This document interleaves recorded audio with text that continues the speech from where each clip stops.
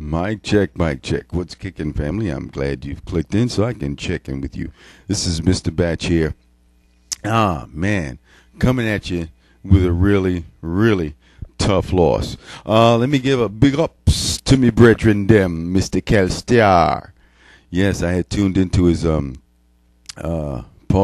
webcast yesterday evening. Joined in the conversation. Well, I didn't exactly join in the conversation. Enjoyed the topics they was throwing around. I couldn't hang out too long. Next time, I'll probably, hopefully, I'll get some time. I can sit throughout the whole set. But first, let me get down and talk about what's heavy on my heart at this time. The 113-96 loss that the Knicks took at the hands of the Boston Celtics was a debacle. They never led throughout the entire game. Down at one point at 20 points. Midway through the third quarter, it was like showtime, and they were just like, "Oh man." It's so upsetting. It's indescribable. Right now, what I feel is that I didn't think we were going to win a championship this year. I was looking for this to be 7 games, and we would be able to at least give Boston a run for their money. But that didn't happen. Boston got by the hands of their chinny chin chin in the first 2 games, and then we let them off the hook in the third game. Pretty rough to take, That's 2 rough losses in the Garden that's happened in less than a week. As you know, the Rangers dropped a game to the Capitals, and they're down 0-3, just like the Knicks are down 0-3. That's pretty rough for the Garden, the world's most famous arena, and especially since we made such a large investment in Carmelo Anthony. Even though I think Donnie Walsh was hoping that we could get him after the season and get him that way instead of giving up so many pieces. But you got to pay to play. So what do we got here? Let me see what we had. Ray Allen had 32. Paul Pierce had 36.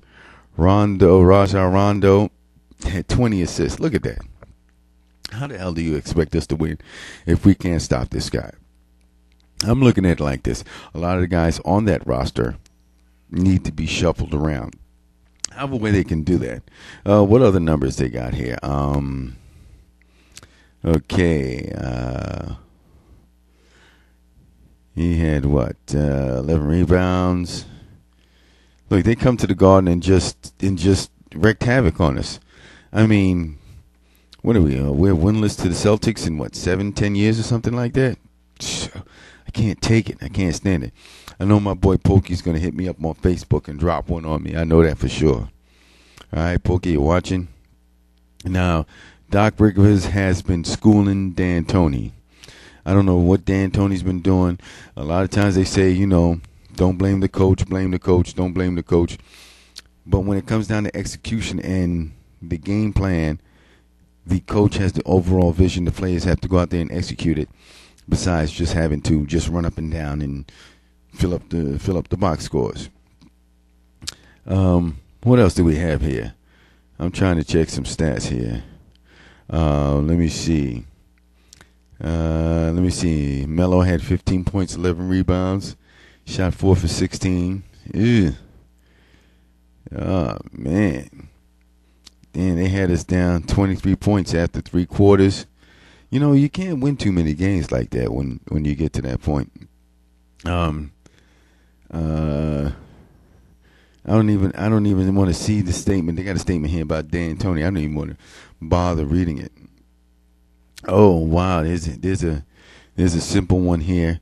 Exactly 10 years to the day, the last home playoff victory. Oh man, for the Knicks. Oh, man. Yes, that answers my question from 7 to 10 years. It was 10 years. Without Chauncey Billups again, we had to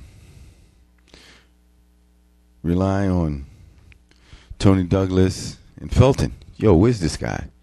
If you've noticed throughout the playoffs, when somebody of a key piece of any other playoff team has gone down, other playoff teams have stepped it up, and they've had the other ball players in their teams. They've had them step up and do what they've had to do. So now we have to. Well, we can't exactly, because it's just about all over. And on that note, this is Mr. Batch. Easter Sunday, we have to come up with a win. Have to. I mean, just don't get swept. I mean, don't even go out like that on Easter Sunday. This is Mr. Batch. I'm out of here like I stole something. Peace.